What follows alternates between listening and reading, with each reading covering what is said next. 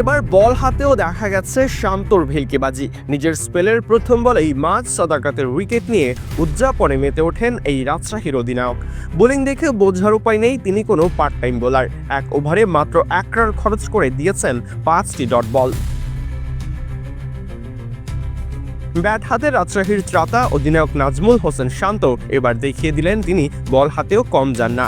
মেহরুব হোসেন অহিন যখন সৌম্য সাদাকাতকে ফিঙ্গার স্পিনে কুপকাত করছিলেন তা দেখে শান্ত নিজেই চলে আসেন বোলিংয়ে।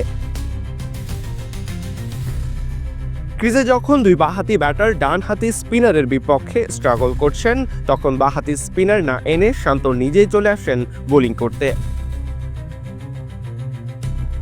আর তাতেই আসে সফলতা। স্লোয়িং পিচে মাঝ সাদাকাত শান্তর প্রথম ডেলিভারিটা বুঝতে না পেরে ক্যাচ তুলে দেন ফিল্ডারের হাতে।